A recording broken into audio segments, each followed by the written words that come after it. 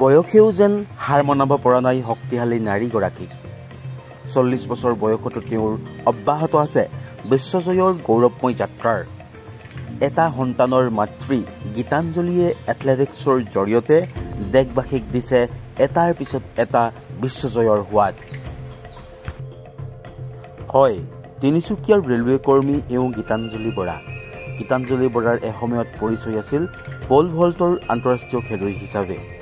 কিন্তু এতিয়া গীতাঞ্জলি বৰাই 40 বছৰ বয়সতো ট্ৰিপল জাম্প আৰু লং জাম্প ভেটাৰান খেলত বিশ্ব মাষ্টাৰ্ছ এথলেটিক্স গেমছ 2025ত ৰূপৰ আৰু ব্ৰঞ্জৰ পদক কঢ়িয়াই আনিবলৈ সক্ষম হৈছে কিন্তু গীতাঞ্জলি বৰাৰ জীৱন কাহিনীয়ে ক'ব আকাশ চুবলৈ যাৰ মন থাকে তেওঁ চেষ্টা কৰিলে এদিন আকাশ চুবও পাৰে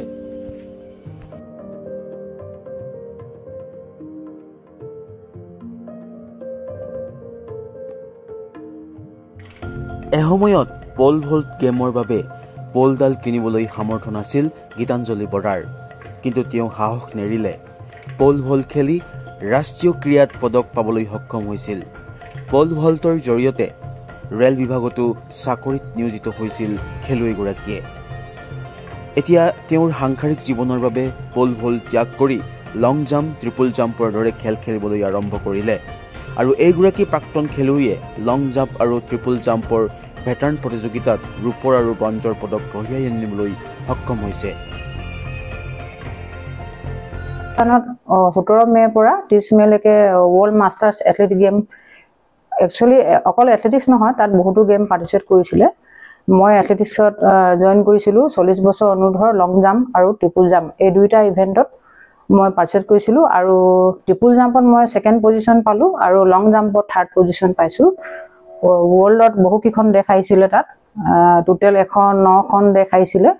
তাৰ ভিতৰত মই এইটো পদক লাভ কৰিবলৈ সক্ষম হ'লোঁ গীতাঞ্জলি বৰাৰ মতে পঢ়া শুনাৰ সমান্তৰালকৈ খেলত মনোযোগ দিব লাগে শিক্ষাৰ্থীসকলে তেওঁৰ মতে কেৱল শিক্ষাই নহয় খেলৰ জৰিয়তেও জীৱনত সুন্দৰকৈ সফলতা অৰ্জন কৰিব পাৰে কম যে পঢ়া শুনাটোৱে মানুহৰ মেইন উদ্দেশ্য হ'ব নালাগে নিজৰ প্ৰত্যেকে অভিভাৱকসকলে নিজৰ ল'ৰা ছোৱালীক উৎসাহিত কৰিব লাগে যিহেতু অকল পঢ়াতে মনটো ঠেলা মাৰি জোৰ কৰিব নালাগে যিহেতু ল'ৰা ছোৱালীৰ প্ৰত্যেকৰ হেঁপাহ থাকে যে নিজে এটা বেলেগ কিবা এটা কৰাৰ তেনেদৰে মোৰ মনতো খেলৰ প্ৰতি মোৰ হেঁপাহ আছিল তেনেকৈ প্ৰত্যেকটো ল'ৰা ছোৱালীকে মাক দেউতাকহঁতে সকলোৱে উৎসাহিত কৰিবলৈ তেওঁলোকক সহায় সহযোগ কৰিবলৈ আগবাঢ়ি যোৱাত যিহেতু খেল হ'ল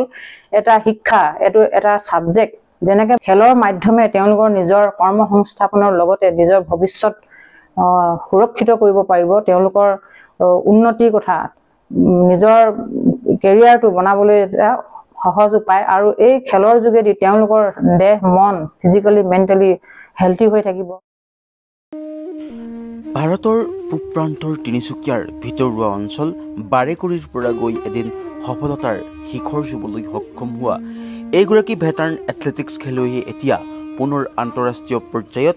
দেশৰ হৈ লাভ কৰা সাফল্যই দেশ তথা অসমবাসীক গৌৰৱান্বিত কৰি তুলিছে ডিব্ৰুগড়ৰ পৰা ৰক্তিম দাসৰ প্ৰতিবেদন লোকেল 18